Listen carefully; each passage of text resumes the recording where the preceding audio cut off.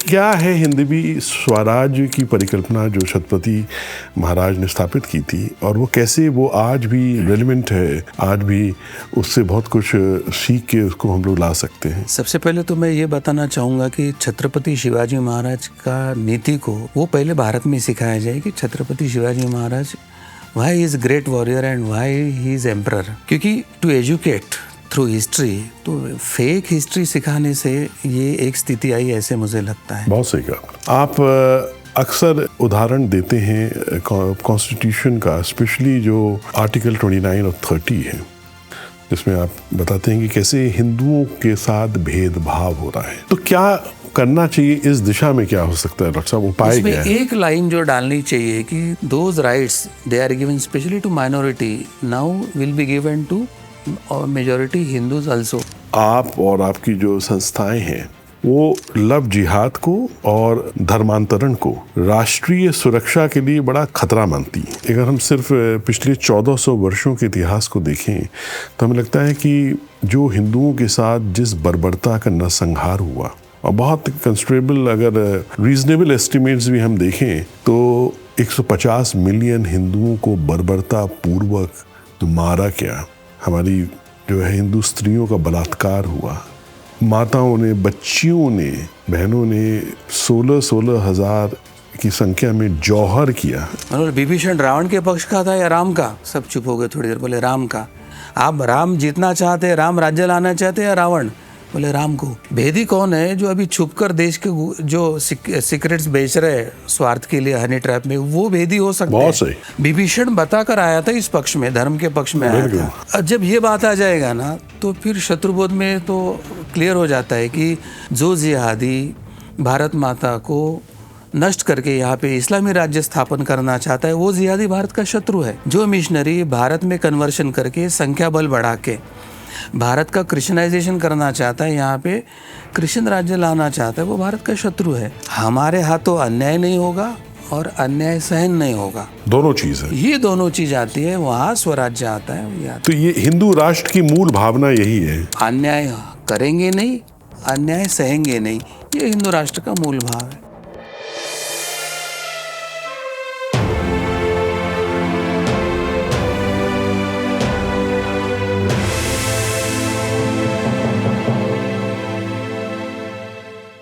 बहुत ही आपने एक बहुत रेलिवेंट और इम्पोर्टेंट बात कही है।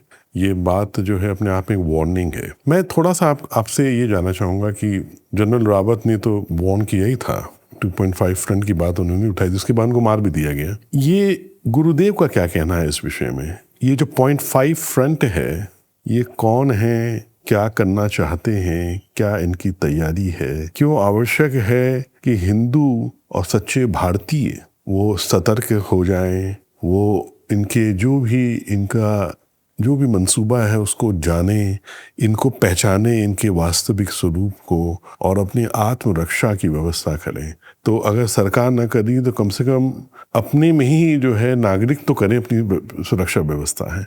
तो क्या गुरुदेव का कहना है इस पे, और थोड़ा सा विस्तारित अगर आप करें इस 0.5 फ्रंट का जो एक आंतरिक शत्रु जो पूरे समाज में हमारे स्थित है, वो कौन है, क्या कर सकते हैं, थोड़ा इस विषय में बताइए। मुझे इसमें जो ध्यान में आया कि गुरुदेव जी ने तो इसके बारे में एक ही बात बताई थी कि भविष्य में ये जो विश्व है ये तीसरे महायुद्ध की तरफ जाएगा। उन्होंने कहा था कि वैश्विक ध्रुवीकरण भी होगा अच्छाई और बुराई में, और अच्छे लोगों को बुराई के साथ लड़ना पड़ेगा, ऐसा उन्होंने बताया था। अब उन्होंने उसके बारे में बहुत डिटेल्स नहीं दिए थे, परंतु मैंने जब विचार किया तो मुझे क्या ध्यान में आया कि मैंने रामायण का अध्ययन किया।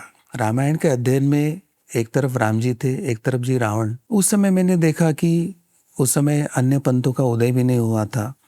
तो ये जो संघर्ष था वो धर्म और अधर्म का था, एक धर्म तत्व और एक धर्म तत्व का विरोध, मतलब जो नहीं करना चाहिए। जैसे हमारा संविधान बताता है कि ये करे, ये ना करे, ये करना अच्छा है, ये करे, चोरी किया तो ये होगा, बलात्कार किया तो ये होगा, खून किया तो ये होगा। उन्होंने डू और डू नॉट्स 2 नॉर्म्स दिए। धर्म का ऐसा होता है, क्या करे क्या ना करे। जब मैंने महाभारत का चिंतन किया तो उसमें ध्यान में आया कि वहाँ पर भी दोनों पक्ष, दो भाइयों के बेटे ही थे, एक तरफ पांडव थे, एक कौरव थे। तो मेरे मन में ये सतत प्रश्न आ रहा था कि हम कहते हैं कि धर्म युद्ध होगा, विश्व युद्ध होगा, तो उसके परिप्रेक्ष्य क्या होते हैं। तो उस समय मुझे ध्यान में आया, अभी बहुत बार कहा जाता है कि आपके जो कुछ अभी भारत में संघर्ष चल रहा है, कोई बोलते हैं जातिवाद है करके हिंदू बटाओ, कोई बोलता है भाषावाद करके हिंदू बटाओ, कोई कहता है जात पात भाषा प्रांत, ये सब जो आर्थिक स्थिति शैक्षणिक स्थिति सब देखे तो कौरव पांडव के एक ही गुरु, एक ही परिवार, एक ही भाषा, एक ही गोत्र, एक ही जात, सब एक ही था। यानी आज जो रीजंस बताए जा रहे उस समय वो रीजंस एक भी नहीं था, फिर भी संघर्ष हुआ था। तो हमें जब तक हम जड़ तक नहीं जाएंगे कि संघर्ष का कारण क्या होता है, स्वार्थ, सत्ता, संपत्ति, स्त्री और अहंकार, ये जो 5 बातें जहां पर आती है वहां संघर्ष होता है। अब ये स्वार्थ, सत्ता, स्त्री, ये जो संपत्ति अहंकार है, ये किस में होता है। आप चित्त शुद्ध करने का प्रयास कर रहे, साधना कर रहे, त्याग भावना है, धर्म के लिए संघर्ष करने के लिए तैयार है, आप इन सब स्वार्थ से परे जाओगे तो आप धर्म के पक्ष में खड़े हो जाओगे। बिल्कुल। और ये अगर दोष है हमें अहंकार, क्योंकि भगवत गीता में 16वें अध्याय में आसुरी संपदा में क्या क्या संपदा जो आपके अंदर गुण या दोषों क्या या अहंकार के रूप में होती है जो आपको असुरत्व देती है, और कौन सी दैव संपदा होती है जो आपको दैवी पक्ष में खड़ा करते हैं, भगवान ने स्पष्टता से बताया हमें। तो मूलतः हमें ये जानना चाहिए कि अच्छे और बुराई का युद्ध होने वाला है, धर्म और अधर्म का युद्ध होने वाला है। कुछ पंथ ऐसे है कि जो जन्मतः धर्म को विरोधी कर रहे हैं, वो तो कौन से पक्ष में जाना है वो तो तय, उसके लिए तो कोई चर्चा नहीं। प्रश्न है कि हिंदू क्या अर्जुन जैसे खड़े हैं? बहुत सही कहा आपने। स्वधर्म ही पता नहीं है। यानी हम कहते कि भगवत गीता का तारतम्य क्या है, उसकी उपयोगिता क्या है, तो हर हिंदू ने चिंतन करना चाहिए कि क्या मेरी अवस्था ऐसी है, कोई अधर्म हो रहा है दिख रहा है, वो मेरा है करके मैं उसको दुर्लक्षित कर रहा हूँ, मैं उससे लड़ना नहीं चाहता हूँ। क्योंकि कृष्ण ने कहा कि अन्य राजा थे तब तो तूने बहुत तीर चलाए थे, अब भीष्म दिख रहे, अब द्रोणाचार्य दिख रहे, कृपाचार्य दिख रहे, अब तू लड़ना नहीं चाहता है। ये जो है ये अंदर का युद्ध है। मेरे कहने का मतलब क्या है कि अंतर रामायण के बाद बाह्य रामायण हो सकता है, अंतर महाभारत के बाद बाह्य महाभारत हो सकता है। मुझे लगता है कि हमारे जो शत्रु है वो पूर्ण सिद्धता से, चाहे आर्म्स एम्युनिशन के दृष्टि से हो, संगठन के दृष्टि से हो, नीति नियम धूर्तता से हो, वो पूर्णता तैयार है और वो अपना धनुष्य तान के खड़े हैं। परंतु अज्ञान के कारण हम अभी यही तय नहीं कर पा रहे कि मुझे करना क्या है, मैं कौन से पक्ष में हूँ। बहुत सही कहा आपने। साधना के दृष्टि से, साधना के जीवन के प्रसार के दृष्टि से जो एक परिप्रेक्ष्य आता है कि युद्ध पहले मन में होता है, अच्छाई बुराई का। अच्छा क्या है, धर्म क्या है, संविधान क्या कह रहा है, संविधान में क्या बताया करना है, क्या नहीं करना है। अब राजा, और ये जो मुख्यतः गुरुदेव जी ने क्या कहा था कि राजा का कर्तव्य होता है कि प्रजा की रक्षा करना, राजा का कर्तव्य होता है कि धर्म की स्थापना करना, राजा का कर्तव्य होता है कि धर्म परंपरा की रक्षा करना, राजा का कर्तव्य होता है कि देवालय देवता इनकी रक्षा करना। तो राजधर्म ये सबसे बड़ा धर्म का अंग है, और राजा और राजधर्म ने प्रजा को जागरूक करके आने वाले संकटों के लिए योग्य मानसिकता निर्माण करना, अंतर के द्वंद्व को समाप्त करना, अच्छाई के लिए। और मैं कहता हूँ कि जो हिंदू धर्म जानता है, जो धर्म का परिप्रेक्ष्य जानता है, वो कभी किसी पर अन्याय नहीं करेगा। बिल्कुल सही कहा। वो धर्म के हित में, राष्ट्र के हित में जरूर खड़ा रहेगा, परंतु किसी पर अन्याय नहीं करेगा। और तीसरी जो बात है कि अगर पहला विश्व युद्ध देखे, दूसरा विश्व युद्ध देखे, लिखे गए तो यूरोप के नाम पर, परंतु वीरता तो भारतीय सैनिक जो अंग्रेजों की ओर से लड़ी थी, तो गाथा है तो हिंदू योद्धाओं की है वहां पर जो छिपाई गई है। बहुत सही कहा आपने। तो वीरश्री में, हिंदू की वीरश्री में कोई कमी नहीं है। योग्य राजा, योग्य दिशा दर्शन, योग्य गुरु, योग्य साधना करना। तो राजा अगर धर्मनिष्ठ है वो योग्य दिशा दे रहा है, और गुरु योग्य साधना, योग्य धर्म बता रहे, तो तब। और मैं अहिंसा की एक व्याख्या बार बार बताता हूँ कि अहिंसा ये मूल शब्द नहीं है, हिंसा ये मूल शब्द है। अब इसमें 2 अंग आते हैं कि व्यक्तिगत जीवन में और समष्टि जीवन में। तो व्यक्तिगत जीवन में मैं मेरी ओर से कोई हिंसा नहीं करूंगा, किसी को दुख नहीं दूंगा, ये वेष्टि साधना हो गई। परंतु अगर हिंसा हो रही है और आप पुलिस है, आप मिलिट्री है, आप राजा है, आप प्रशासन है, तो हिंसा का उच्चाटन करके अहिंसा की स्थापना करना वो भी अहिंसा ही है।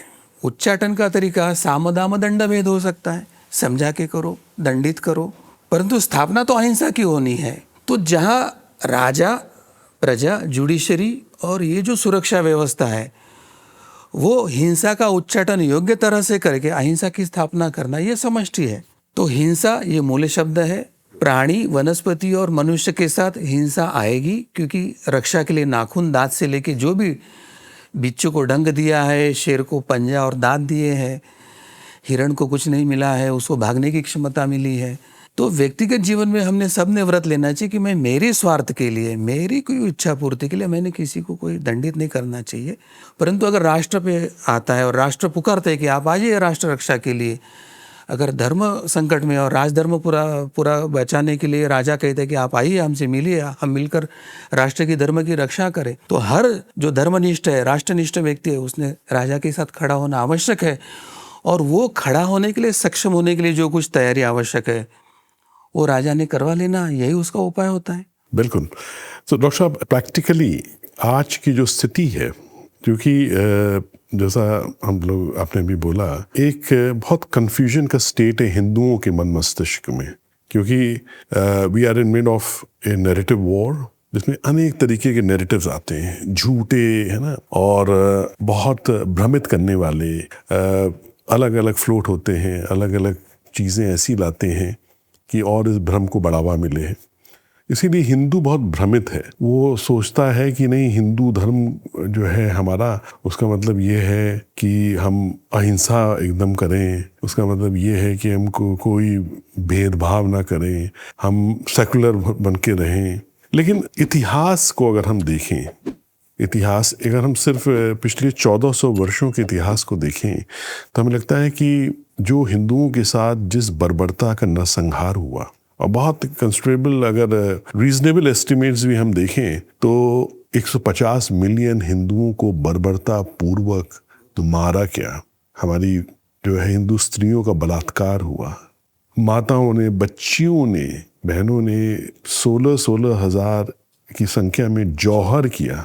ये जो इतिहास की जो बर्बरता है, हमें लगता है कि हमें उससे बहुत बड़ी सीख लेनी चाहिए। दूसरी बात मैं यहाँ पे ये कहूँगा, क्योंकि एक स्पष्ट दृष्टिकोण भी देना बहुत आवश्यक है, कि सेकेंड वर्ल्ड वॉर में हिटलर ने जो ज्यूज का प्रोसिक्यूशन किया, ज्यूज ने क्लेम किया कि उनके 6 मिलियन जो है लोग, ज्यूज का प्रोसिक्यूशन हुआ, मारे गए।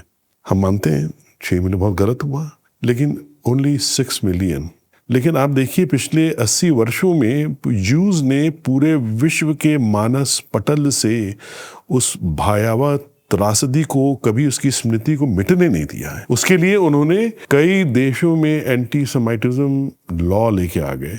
उसके लिए उन्होंने 1000 से ज़्यादा मेमोरियल्स, म्यूजियम्स बनाए ज्यू के होलोकॉस्ट के, ज्यू के प्रोसिक्यूशन के। लेकिन हमें अपने इतिहास का बोध नहीं है, और हम कभी नहीं, हमने पलट के देखा कि 712 से जो इस्लामिस्ट आतंकी, आतताई, आक्रांता, इन्वेडर्स यहाँ पे आए, मोहम्मद बिन कासिम जो आया, जो बैटल ऑफ सिंध हुई, राजा दहिर को उसने मारा, उनकी बेटियों को उठा के ले गया। उसके बाद ये निरंतर चलता रहा, हिंदुओं को मार के उनके पिरामिड्स बनाए गए, उनके स्कल से मार के जनेऊ को तौला गया। जिस अकबर ने 40,000 हिंदुओं का नरसंहार किया था चित्तौड़गढ़ में, उसको महान बना के हमें यहाँ पढ़ाया गया। तो हमारा शत्रु बोध खत्म हो गया। जब तक इतिहास बोध हमको होगा, हम शत्रु बोध नहीं कर पाएंगे। इसलिए ये एक जागृति लाना जो आप लोग कर भी रहे हैं, ये बहुत आवश्यक है कि हिंदू जागृत हो, वो समझे। इसका मतलब ये नहीं कि कोई वो हिंसा करे, या इसका मतलब कि उस सड़कों में नहीं। जागृति ये हो, जागृति वो होती है जो छत्रपति शिवाजी महाराज ने की थी। जब अफजल खान ने बुलाया तो बोले हाँ मिलने आएंगे, लेकिन वो जागृत थे, वो अपनी तैयारी करके गए। लेकिन मिलने गए, उन्हें कहा वार्ता करनी है, वार्ता करेंगे, लेकिन वो वार्ता न हो कि जब वो किसी और रूप में परिवर्तित होने लगी, तब फिर इन्होंने अपनी तैयारी थी, इन्होंने प्राण दंड दिया उसको। ऐसे ही हिंदुओं को छत्रपति महाराज से सीखना चाहिए। बहुत सत्य बात कि हम अपनी तैयारी करें, इसका मतलब ये नहीं, लेकिन हम जागृत, सर्वप्रथम जागृत हों। हिंदू जन जागृति समिति तो इस दिशा में अद्भुत काम कर रही है। प्राच्य में हम ये प्रयास अपने गुरु की कृपा से कर रहे हैं, फिल्मों ऑडियो विजुअल मीडियम के माध्यम से ये जागृति लाएं। लेकिन हमें लगता है कि जागृत होना अपनी पैनी दृष्टि से चारों तरफ एक सब तरफ देखना कि क्या हो रहा है, कौन क्या कर रहा है, चिन्हित करना कि कौन राष्ट्रद्रोही है, कौन हमारा शत्रु हो सकता है, कौन हमें क्या नुकसान पहुंचा सकता है, ये भी बहुत ही आवश्यक है। और हमें लगता है कि आत्मरक्षा, अपनी आत्मरक्षा का प्रबंध स्वयं भी करना चाहिए। अपनी रक्षा का प्रबंध हमें सरकार पे भी सिर्फ नहीं छोड़ना चाहिए। अपनी रक्षा का प्रबंध हम खुद करें, क्योंकि अगर कहीं किसी समय आपके ऊपर कोई ऐसा संकट किसी के धर्मद्रोही या राष्ट्रद्रोही के द्वारा आ जाए, वहाँ सरकार के अगर जो भी प्रतिनिधि ना पहुँच पाए तो आपका क्या होगा। तो ये मैं एक बहुत ही सीनियर जनरल आर्मी के हैं, उनसे एक पॉडकास्ट उनके साथ कर रहा था। उन्होंने बहुत सही बात बोली। ये मैं पॉडकास्ट कर रहा था, ऑपरेशन सिंदूर की बात है, जब चल ही रहा था ऑपरेशन सिंदूर, तो हमारे मित्र थे, जनरल थे, तो उनसे मैंने जब ये जो पहलगाम में जो घटना हुई थी उन्होंने पूछा, तो उन्होंने इतनी अच्छी बात बोली। उन्होंने कहा कि मान लिया कि वो हथियार लिए थे और आपके पास वो आए आपको मारने के लिए उस नियत से, और उन्होंने आपसे प्रश्न पूछा और है ना करके आप क्या कर रहे थे, बोले ईश्वर ने 2 हाथ तो दिए थे, आप मरते लेकिन एक हाथ को मार के मरते आप। हम ये चीज से हमने ये सीखा कि वो उस मनस्थिति की बात कर रहे थे कि उस स्वयं की तैयारी जो है ना करना मानसिक रूप से भी कितना आवश्यक है। उन्होंने फिर एक हमको उदाहरण दिया। उन्होंने कहा कि कई वर्ष पहले श्रीनगर में कुछ जूस टूरिस्ट आए थे, बोले थे he was a commander of the JNK में थे उस समय वो।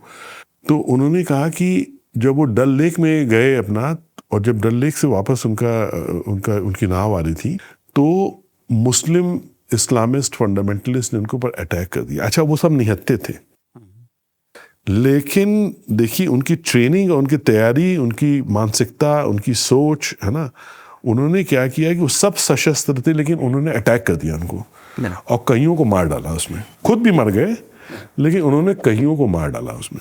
तो हम जनरल साहब की बात से हम एकदम सहमत हुए। हमने कहा बिल्कुल आपने बहुत बड़ी बात की, इसलिए हम ये कह रहे हैं ये तो कोई बात नहीं हुई, बहुत दुखद था कि वो आए और गोली मार दिए, कलमा पढ़ो नहीं तो गोली मार दें।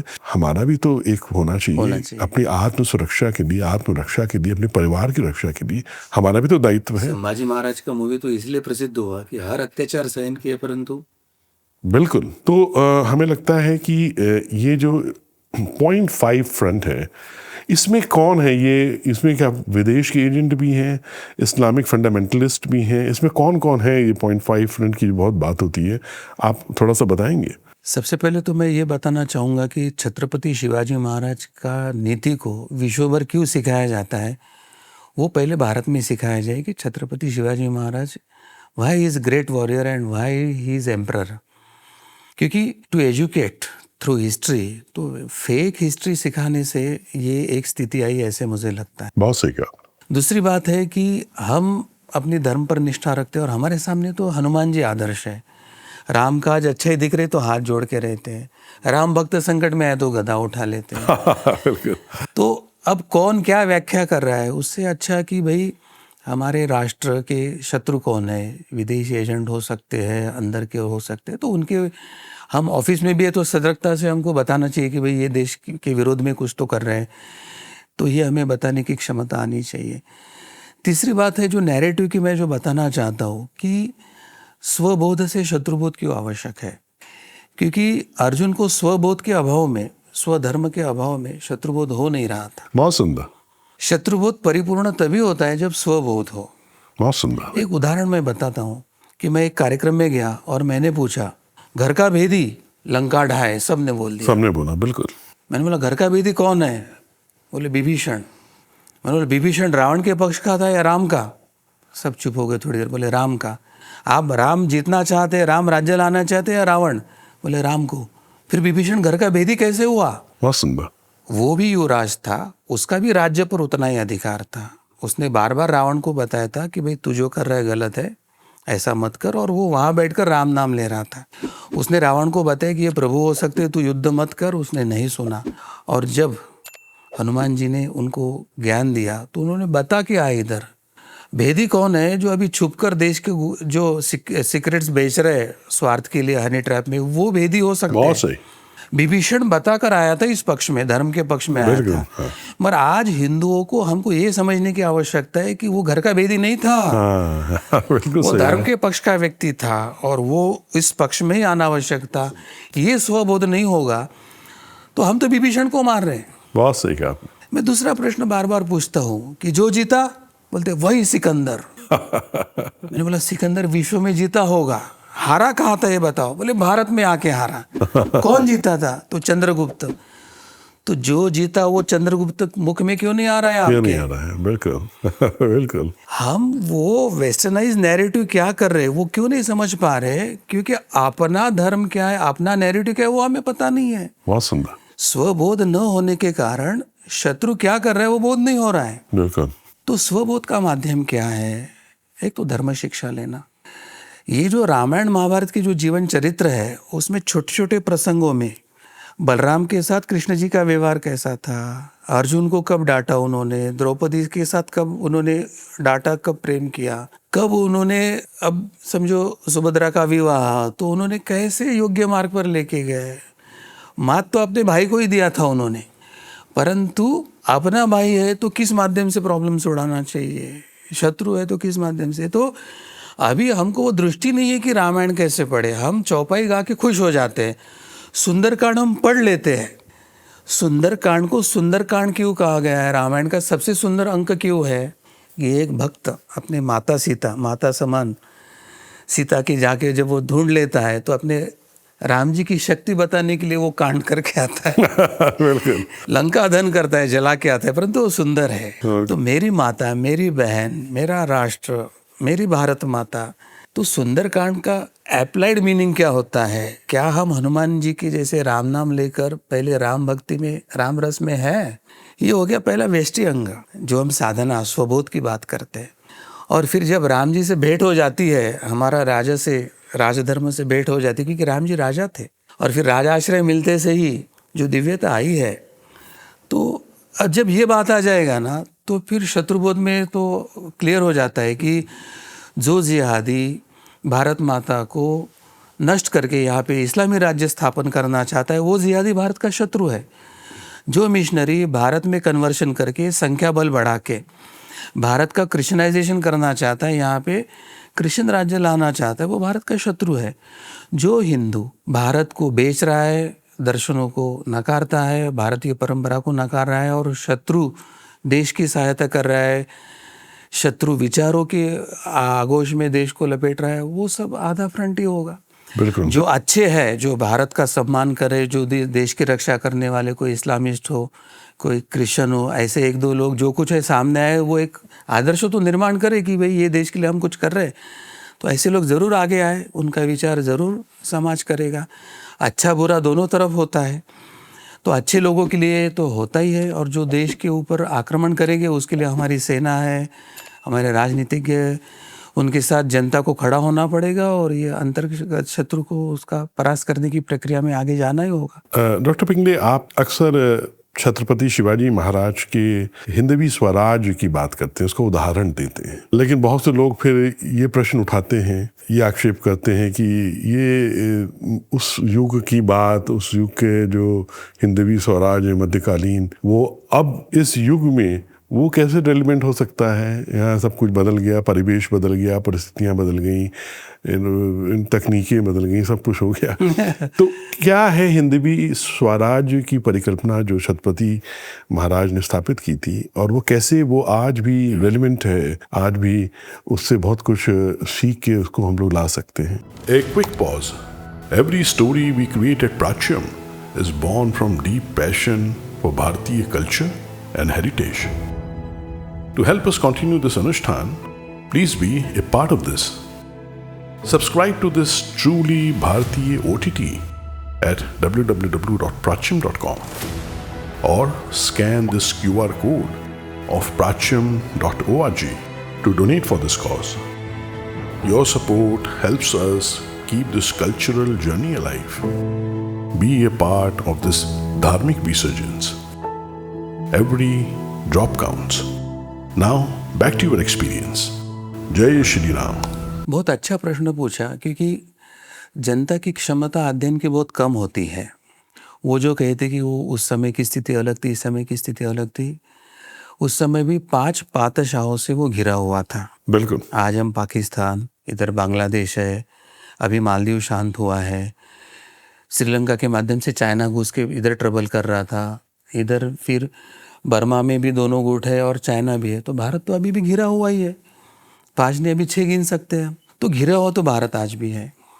युद्ध की जो है तो वो इस्लामिस्ट राष्ट्र आक्रमण करेंगे, चाइना आक्रमण करेगा, ऐसी संभावना तो सब व्यक्त कर ही रहे थे। अभी टेरिफ वॉर छोड़ दीजिए, तो स्थिति अभी है, सिर्फ टेक्नोलॉजी बदल गई, शस्त्र बदल गए, ये एक परिप्रेक्ष्य आया। और स्वराज, गांधी जी ने भी स्वराज शब्द किया था और हम भी हिंदवी स्वराज की बात कर रहे हैं। तो स्वराज में क्या था? उन्होंने सबसे पहले भाषा शुद्धिकरण किया था कि हमारी भाषा विशुद्ध रूप में, उन्होंने फारसी उर्दू शब्दों को हटाना प्रारंभ कर दिया। आज ऐसा है कि हिंदी और उर्दू एक ही है ऐसा बोलकर हिंदी को मृत करने की प्रक्रिया प्रारंभ हुई, वो हम समझ नहीं पा रहे। हमारी भाषा में एक व्यापक स्वीकारने की बात बोलकर हमारी भाषा को ख़त्म कर रहे। रिलीजन को, धर्म को इक्वेट करके हमारे जो भाव अभिव्यक्ति की क्षमता है उसको नष्ट कर रहे हैं, क्योंकि हमारा एक ही भाव पाश्चात्य लोग समझ पा रहे हैं। तो भाषा की शुद्धि में करना है। अगर छत्रपति की व्यापार नीति देखते हैं तो आज जो ट्रम्प की बात चल रही है, उस समय भी अंग्रेज ये लेके आए थे कि आप हमको कंसेशन दे दो आपके यहाँ व्यापार करने का। तो उन्होंने पूछा कि मुझे या मेरे नागरिकों को क्या लाभ होगा? तो बोले कुछ नहीं। तो बोले मेरा भी लाभ नहीं, नागरिकों को भी लाभ नहीं, तो आपको टैक्स में कंसेशन दे के मैं क्या करूँ? आप व्यापार करना चाहते हो टैक्स दो, कम से कम मैं तो नागरिकों का भलाई करूं। तो आज जो ये ट्रम्प का आक्रमण है, टेरिफ, वो आप छत्रपति के व्यापार नीति से नहीं जोड़ेंगे। तो अब छत्रपति ने उस समय 5 इस्लामिक पातशाही से लड़ते समय ये जो अंग्रेज आए उनको टोपी वाले कहते थे वो। तो ये बहुत ज़्यादा धूर्त है और ये अलग माध्यम से राष्ट्र को काबिज करेंगे। तो पहले से ही उन्होंने जो अंग्रेज़ों के लिए नीति बनाई उसके बारे में आज भी हमें सावधान रहने की आवश्यकता है।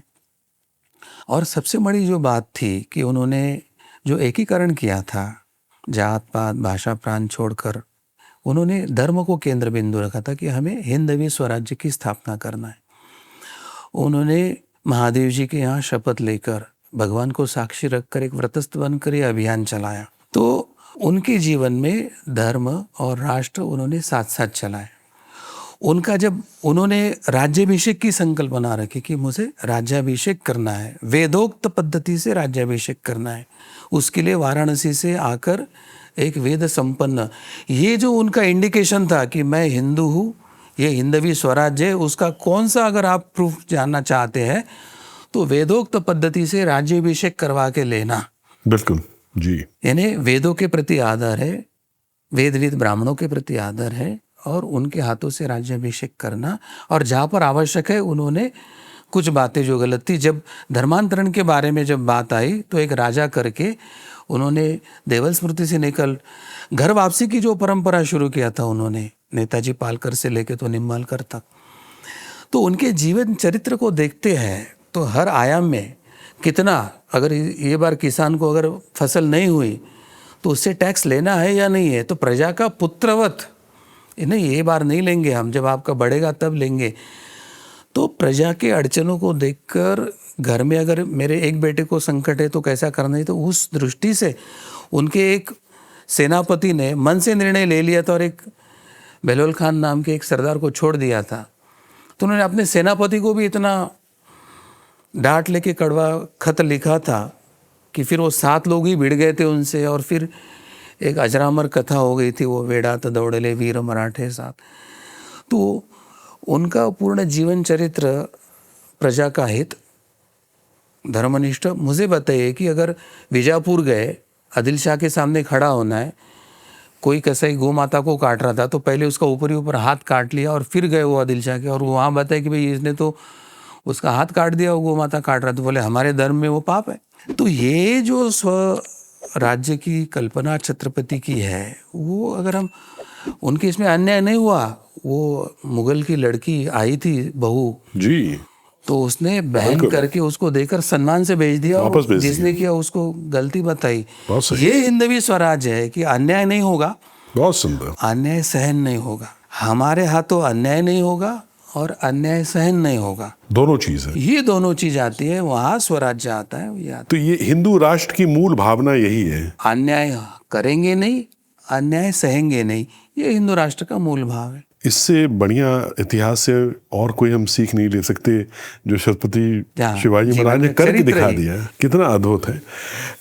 एक आपसे बात पूछनी थी, क्योंकि इन सब चीज़ों से बड़ा कंफ्यूजन आता है समाज में। बहुत से शीर्षस्थ लोग, एक ये फैशन हो गया है बड़े बड़े पदों पे, हम बड़ा आदर है उनके प्रति, लेकिन एक बात कह रहे हैं, बहुत से लोग पॉलिटिशियंस हो, नॉन पॉलिटिशियंस हो, एक जुमला एक अब ये हो गया है कि अरे ये तो हिंदू राष्ट्र है ही, क्या जरूरत है हिंदू राष्ट्र की मांग करने की। उस पर आप क्या कहेंगे? मैं कहता हूँ कि हिंदू राष्ट्र है तो हिंदू राज्य भी बना दीजिए, ताकि सनातन परिप्रेक्ष्य में उसमें परिपूर्णता आ जाएंगी। क्या बात है। बहुत सही। एक आपके आलोचक एक और आपके ऊपर ये बार बार आक्षेप लगाते हैं कि ये इस तरीके से हिंदू राष्ट्र की मांग करना, क्योंकि आपकी संस्था तो बहुत मैं कहूँगा कि खुले ऊंचे स्वर में एकदम निडरता से हिंदू राष्ट्र की मांग करती आई है, लेकिन उनका कहना है कि ये संविधान के विरुद्ध है ना, और ये जो संविधान में जो भी आर्टिकल्स हैं ये उसकी भावना को आहत करता है, इस तरीके की हिंदू राष्ट्र की मांग करना है। उस पर क्या आप कहेंगे? देखो, डेमोक्रेसी का रूल है मेजॉरिटी इज द लॉ, और ये कंसेप्ट था कि हिंदू मेजॉरिटी में है तो they will enjoy their rights and duties. Minority पे सपरेशन हो सकता है करके माइनॉरिटी प्रोटेक्शन किया था। तो विधिवत हिंदू राष्ट्र उस समय एक्सेप्ट करके माइनॉरिटी के प्रोटेक्शन की बात आई थी। ये पहली बात हमें सोचना चाहिए। अब दूसरी जो बात है इसमें कि अगर हिंदू राष्ट्र घोषित क्यों करना चाहिए, अगर उनके मन में प्रश्न आता है, तो डेमोक्रेसी का रूल है मेजॉरिटी इज द लॉ, और इसलिए हिंदू बहुल है तो घोषित होना चाहिए। अन्यथा इन्होंने सबसे पहला अभियान शुरू करना चाहिए कि पाकिस्तान को इस्लामिक राष्ट्र से हटाकर इनको सेकुलर राष्ट्र घोषित करे, बांग्लादेश को इस्लामिक राष्ट्र, क्योंकि हिंदू राष्ट्र घोषित करना, इस्लामिक राष्ट्र घोषित करना, ये वैश्विक परिप्रेक्ष्य में देखना पड़ता है कि what is general rule on international level, कि कौन सा देश कौन से रिलीजन को राजाश्रय दे रहा है। बिल्कुल। अगर अन्य देश अपने मेजॉरिटी पॉपुलेशन की रिलीजन को राजाश्रय दे रहा है तो एक जनरल रूल के मुताबिक भारत को उन्होंने राजाश्रय देना चाहिए। अगर उनको मेजॉरिटी होने के बाद हिंदू राष्ट्र घोषित करना उनको गलत लगता है तो this is against democratic value, तो ये घोषित कर दो कि भाई भारत में डेमोक्रेटी नहीं रहेगी, माइनॉरिटेरियन यहाँ पे व्यवस्था रहेगी, यहाँ पे प्रोटेक्शन माइनॉरिटी को मिलेगा, छोड़ देंगे। मैं तो कहता हूँ संसद में भी आप ऐसा नियम ला लीजिए कि जिसको मेजॉरिटी से वोटिंग होने के बाद जो सबसे माइनॉरिटी वाला जो बोलेगा वो लॉ बनेगा, क्योंकि आपको मेजॉरिटी से प्रॉब्लम है ना। बिल्कुल। अगर मेजॉरिटी हिंदू से आपको प्रॉब्लम है तो संसद में भी बोल दो कि भाई माइनॉरिटी पे अत्याचार हो रहा है, ये बहुमत के आधार पर पास करवा रहे लॉ, ये माइनॉरिटी पे अत्याचार है, तो जो सबसे कम वोट वाला माइनॉरिटी रहेगा वो जो बोलेगा वो लॉ बनेगा। मगर अगर ये डेमोक्रेटिक वैल्यू में नहीं आता है तो एक्सेप्ट कर लो कि भाई हिंदू राष्ट्र घोषित करना है डेमोक्रेसी को रक्षा करने की एक प्रक्रिया है। वैश्विक स्तर पे जो एक कॉमन रूल है वो हिसाब से ये होना चाहिए। इसमें कोई अच्छा बुरा का कोई नहीं है। डेमोक्रेटिक वैल्यू ये कहती है कि मेजॉरिटी इज द लॉ। इसी से संबंधित एक अंतिम प्रश्न पूछूंगा, इसके बाद हम क्यों और विषयों पे चर्चा करेंगे। डॉक्टर पिंगले, मैंने अपने अनुभव में पाया, मैं कई देशों में रहा, यूएसए में, कनाडा में, खासतौर से पूरे विश्व का भ्रमण किया, और चूंकि मैं मीडिया और फिल्म की फील्ड से हूँ तो मैंने वहाँ की मीडिया और फिल्म इंडस्ट्री को बहुत नज़दीक से देखा है। मैंने एक चीज़ पाई जिसका मुझे बहुत कष्ट होता था, जिससे शायद इसीलिए मुझे गुरु प्रेरणा हुई वापस भारत आके ये कार्य करने की जो हम कर रहे हैं प्राच्यम के माध्यम से। एक विचित्र टाइप का, विचित्र प्रकार का एक बायस है हिंदुओं के अगेंस्ट और भारत के अगेंस्ट भी पूरे विश्व में। आखिर क्या कारण है? सब लोग जब भारत की बात आती है, हिंदुओं की बात आती है, तो ये बड़ी बड़े जो लॉबीज चाहे वो इवेंजलिस्ट चर्च की लॉबीज़ हों, या इस्लामिक फंडामेंटलिस्ट हों, चाहे कैपिटलिस्ट हों, चाहे मार्क्सिस्ट हों, कल्चरल मार्क्सिज्म की लॉबीज़ हों, ये वैसे तो अलग अलग जगह स्वयं आपस में लड़ते हैं, लेकिन जैसे ही हिंदुओं की बात आती है, भारत की बात आती है, ये चारों संगठित होके ये हमारे ऊपर हर तरीके का अटैक करते हैं।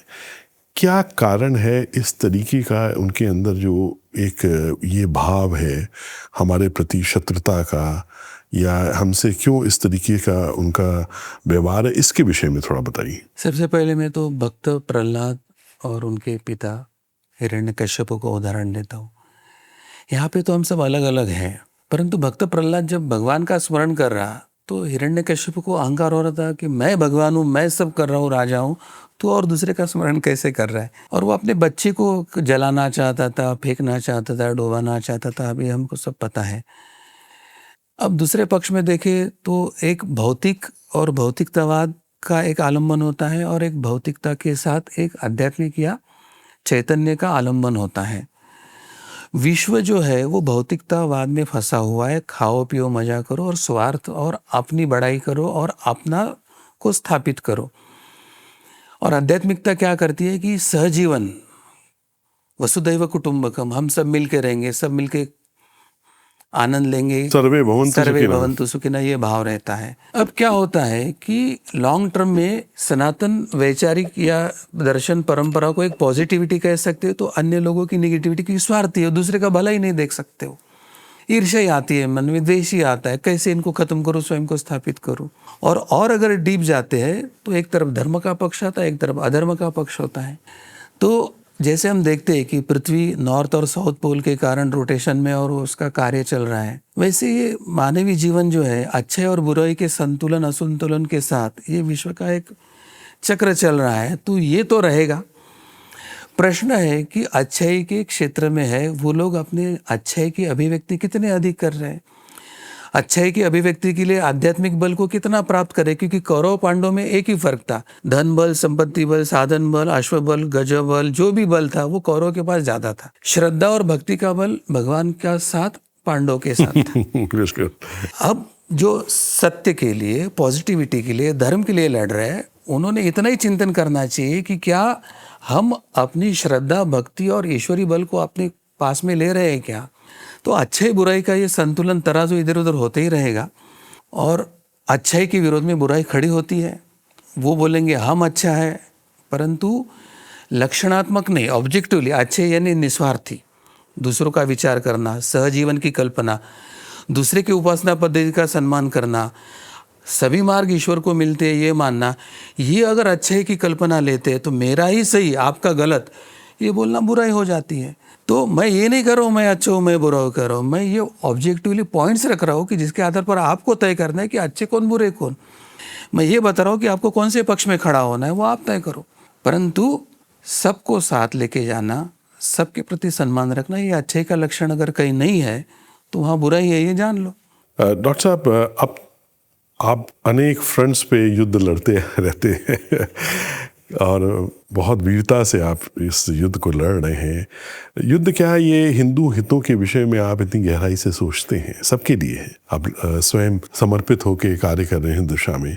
आप अक्सर उदाहरण देते हैं कॉन्स्टिट्यूशन का, स्पेशली जो आर्टिकल 29 और 30 है, जिसमें आप बताते हैं कि कैसे हिंदुओं के साथ भेदभाव हो रहा है। मैं सबसे पहले तो चूँकि बहुत से शायद हमारे जो दर्शक हैं उनको ये भी नहीं मालूम होगा कि ये आर्टिकल्स है क्या, ये अनुच्छेद है क्या है, इसलिए पहले तो स्पष्टता से आप समझाइए कि आर्टिकल्स क्या है और क्यों आवश्यक है इन आर्टिकल्स में संशोधन करना, और इनके रहने से क्या हमारे हितों का क्या नुकसान हो रहा है, और इनके हटने से कैसे हमारी धर्म और संस्कृति की पुनर्संस्थापना में और प्रसार में, प्रचार में हमें बहुत सहायता मिलेगी।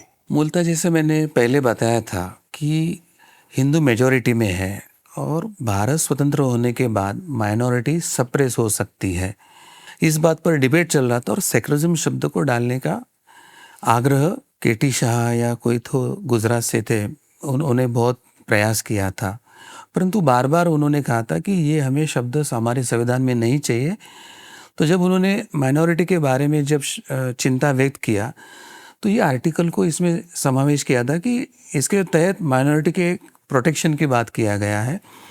और दूसरा है कि माइनॉरिटी इंस्टीट्यूशन एक रिलीजियस एजुकेशन इंस्टीट्यूशन का स्थापना कर सकते हैं। इस दृष्टि से कुछ प्रावधान इसमें विशेष दिए थे। परंतु सबसे पहले मैं ये बात बताना चाहूँगा, एक उदाहरण, क्योंकि ये जो है ये प्रिंसिपल्स होते हैं, ये इंटरप्रिटेशन नहीं होता है। Law is never interpretation and you have to interpret in the perspective of the people who has drafted this law.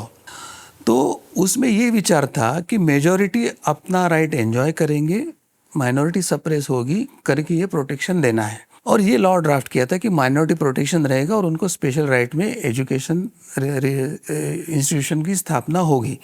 तो एक उदाहरण क्या है कि घर में 5-6 बच्चे थे, बड़े थे, छोटा बीमार था, माँ ने भोजन बनाया और 2-4 रोटियां और फल निकाल के अलग रखे और घर के आया को बताया कि भाई ये जो बीमार है ना उसके लिए मैंने ये मीठा फल अलग रखा है और ये भोजन मैंने घर के सबके लिए बना के रखा। अब बाद में बच्चे आए, हमको भूख लगी, उन्होंने कहा कि नहीं भोजन आपके लिए नहीं है, भोजन तो जो बीमार है उसी के लिए है, उसके लिए मुझे बता के गए उसी को खिलाना है। और वो सब भोजन वो उसी को बीमार बच्चे को खिलाने का प्रयास कर रहे। बहुत सही। इसमें जो था कि माँ का प्रेम था कि बाकी बच्चों को तो भोजन दे रही हूँ, वो अपने हाथ से लेके खा जाएगा, मेरा बच्चा बीमार है उसके लिए भाई तू जाके बैठ, उसके बाजू में बैठ, उसको खिला ताकि वो पीड़ित ना रहे। अब ये जो आर्टिकल्स है 29-30 उसका रेसिप्रोकल गलत इंटरप्रिटेशन कैसा किया है कि भाई ये माइनॉरिटी के लिए मेजॉरिटी के लिए नहीं है। आया की दृष्टि मातृत्व की नहीं है, पूरे बच्चों के हितों की नहीं है, सभी नागरिकों के हितों की नहीं है। तो जो सरकार 1950 के बाद जिसने सभी को हक देते समय माइनॉरिटी को प्रोटेक्शन करके विशेष हक दे कि भाई ये शिकार है, ठीक है, परंतु आप स्पेशल इंस्टीट्यूशन बनाकर आपके भी लोगों को आपका धर्म सिखाइए, तो उसके बजाय आप सिखाइए ये नहीं सिखा सकते, ऐसा उल्टा पितृवत प्रेम नहीं जनता के साथ, यहाँ डिस्क्रिमिनेशन है रिलीजियस। हमारे संविधान की जो इक्वलिटी का कंसेप्ट है और कास्ट, क्रेड, रिलीजन किसी के आधार पर डिस्क्रिमिनेशन नहीं करेंगे, उसको मॉडिफाइड वे में माइनॉरिटी मेजॉरिटी के नाम पर रिलीजियस डिस्क्रिमिनेशन इसके माध्यम से हुआ है, ये हमें समझने की आवश्यकता है। मेरा कहना है कि इक्वल राइट्स देने से माइनॉरिटी पर क्या अत्याचार होने वाले हैं, वो अपने धर्म को सिखाया, आप अपने धर्म को सिखाए। हिंदुओं ने अपना धर्म हिंदुओं को सिखाने से माइनॉरिटी पे क्या अत्याचार हो रहा है वो उन्होंने प्रूव करना चाहिए पहले। बिल्कुल। तो ये जो है, तो अभी जो ये संविधान है इसका अनुच्छेद ये कहता है कि ये स्पष्टता के लिए दर्शकों की हम ये बता दें, अभी वो ये तो कहता है कि जो माइनॉरिटीज़ हैं वो अपने धर्म को की शिक्षा दे सकती हैं, लेकिन जो हिंदूज जो कि मेजॉरिटीज़ हैं उनको प्रतिबंधित कर दिया है अपने धर्म की शिक्षा देने के लिए। जी, तो ये तो बहुत बड़ा भेदभाव है, बहुत बड़ा भेदभाव है। और इसीलिए सबसे ज़्यादा इसने हिंदू धर्म का इससे क्षय हुआ, क्षरण हुआ। इसीलिए हिंदू जो संस्कृति है, जो धर्म है, हमारे जो अद्भुत जो विज्ञान की परंपराएं हैं, धाराएं हैं, उसको हम विस्तारित नहीं कर पाए। अपने धर्म के आचार का और प्रसार का एक मूलभूत हक हमारे संविधान ने दिया है। हमारा धर्म सीखने का अधिकार छीनना, बिल्कुल, शासकीय तौर पे उसको प्रतिबंधित करना, ये तो आप स्वयं संविधान को वायलेट कर रहे हैं। तो ये मिस इंटरप्रिटेशन से ज़्यादा मैं बायस्ड एंटी हिंदू इंटरप्रिटेशन कहता हूँ इसको, कि जानबूझ के ऐसा वो एक माइंडसेट करके वो, क्योंकि जुडिशली में क्या होता है कि आपका पास्ट जो डिसीजन है उसको ही कोट करते करते आप आगे जाते हैं। शुद्ध मन से नॉन बायस्ड न्यूट्रल रह के अगर आप देखेंगे तो वो पिछले इनवैलिड करके आप नया आयाम उसमें स्थापित कर सकते हैं। बिल्कुल सही कहा आपने। तो क्या करना चाहिए इस दिशा में, क्या हो सकता है डॉक्टर साहब, उपाय क्या है? इसमें एक लाइन जो डालनी चाहिए कि those rights they are given specially to minority now will be given to majority Hindus also. बस एक उसमें एक, और वो भी प्रिंसिपल है कि इक्वेलिटी का प्रिंसिपल है, right to obey and propagate हमारा रिलीजन, उसके भी लिए वो उपयुक्त है। यानी आप संविधान के 2 तत्वों को इम्बाइब करने के दृष्टि से उसमें आप सुधार कर सकते हैं। आप कोई अन्याय नहीं कर रहे, इनको ज़्यादा दिया और उनको कम दिया, ऐसा नहीं हुआ, उल्टा हुआ है। उनको दिया वो मेजॉरिटी हिंदू को नहीं दिया है। बहुत सही कहा आपने, बहुत सही। तो बहुत ही आवश्यक है कि इसको भी सुधारा जाए। जी। नहीं तो धीरे धीरे कई जनरेशन्स अपनी ही धर्म से, अपनी संस्कृति से, अपनी ऋषि परंपरा से विमुख हो गई हैं। 2015 की बात है, 14 की बात है, मोदी जी चुन के आने के बाद गुरु पूर्णिमा थी, तो एक लेफ्टिस्ट पत्रकार आया था, एक अमेरिकन भी था उसके साथ। उसने मुझे दिल्ली में प्रश्न पूछा कि why Delhi is now rape capital. मैंने कहा आपके सेकुलरिज्म की वजह से। उसने क्या प्रश्न पूछा था कि हिंदू धर्म इतना महान है, देवताओं को बहन, माता और देवी मानते हैं, तो रेप कैपिटल कैसे है दिल्ली? मैंने बोला आपके सेकुलरिज्म की वजह से। पहले तो हड़बड़ा गया, बोला ऐसे कैसे सेकुलरिज्म की वजह से? मैंने बोला आपके सेकुलरिज्म ने धर्म शिक्षा प्रतिबंधित किया है। जो शिक्षा स्त्री को किस रूप में देखे ये धर्म सिखाता है, वो शिक्षा ना देने का प्रावधान आपके सेकुलरिज्म ने किया है। आपने लिबरलिज्म लाया, कपड़े पहनो मत पहनो, आपने ये लाया, तो मैंने बोला ये आपका सेकुलरिज्म, लिबरलिज्म, ये जो है ना, फेमिनिज्म, हाँ फेमिनिज्म, तो आपके इन बातों से ये रेप कैपिटल हो, तो घबरा गया वो, उसने तुरंत पीछे ले लिया, क्योंकि आपके सेकुलरिज्म ने धर्म शिक्षा को प्रतिबंधित किया। हाँ ये हिंदू का देश है, परंतु उसको जो धर्म सीखना चाहिए था वो आपने प्रतिबंधित करने के कारण आज जो स्त्री को माता, देवी या इस दृष्टि से देखना है, वो शिक्षा आप नहीं देने दे रहे। आप जिम्मेदार हो, हमें उनके कंधों पर वो भार डालना होगा, अध्ययन करके डालना होगा। वो हट गया, उसने वो हटा दिया, उसने उसके इसमें नहीं पब्लिश की। ऐसे जो है विवेकपूर्ण उत्तर देने चाहिए हैं, और ये हर जो व्यक्ति इस दिशा में कार्य करता है ना, उसको ऐसी तैयारी करनी चाहिए जैसी आपकी है। बड़ी प्रेरणा मिल रही है। एक प्रश्न पूछा था कि कृष्ण ने 16,000 पत्नियां किया, तो इतनी पत्नियां करने वाले आपके लिए आदर्श कैसा? मतलब देखो आप मेरे भगवान के बारे में बोल रहे, ये शब्द मैं आपके भगवान के बारे में ऐसे बोलूँ तो? मैंने पहले ऐसे पूछा, फिर सौम्यता से बताया। मैंने बोला पति का क्या अर्थ आपको पता है? बोले जो पत्नी को ब्याह के लेके जाता है वो पति। मैंने उनको पूछा कि कभी भाषा शास्त्र के अनुसार पति शब्द का अर्थ देखा है? जो पालन पोषण भरण पोषण करता है उसे पति कहते हैं, और जो पत्नी को विवाह के समय आश्वासन देता है कि तेरा सब पालन पोषण भरण पोषण और जो सप्तपदी है वो सब करने का दायित्व मेरा करके पत्नी उसे पति मानती है। पर मैंने बोला हमारे यहाँ राष्ट्रपति, सेनापति, कुलपति, अश्वपति, गजपति, बहुत पति होते हैं, तो राष्ट्र के सब जनता के साथ खड़े करके विवाह होता करके राष्ट्रपति बोलते हैं, ऐसे नहीं है। तो एक राजा होने के नाते जब 16,000 स्त्रियों को राक्षस के बंदी गृह से निकालने के बाद जब उन्होंने प्रश्न उठे कि अब हमको घर को नहीं लेंगे तो हम क्या करें, तो उसने कहा मेरा नाम लगाओ। तो एक राजा होने के नाते वो उनका पति था।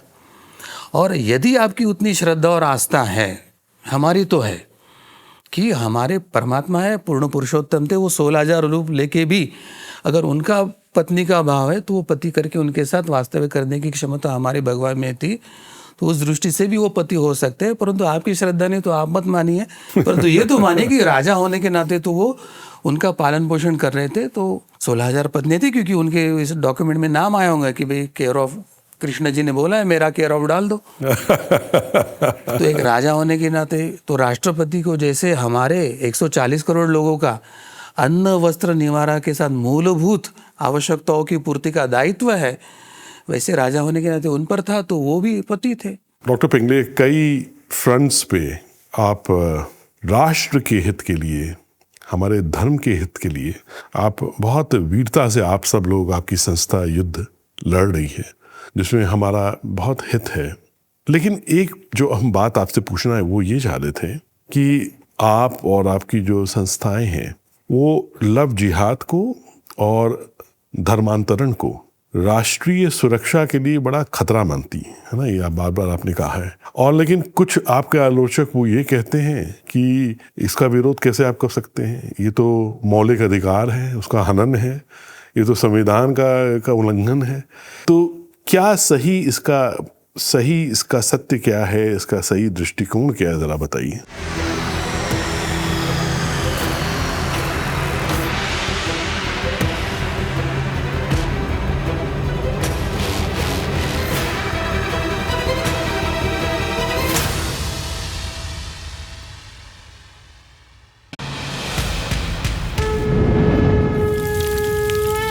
From the timeless Vedas to the valiant warriors, From the wisdom of the rishis to the dreams of a new Bharat, our civilization has never stopped inspiring the world.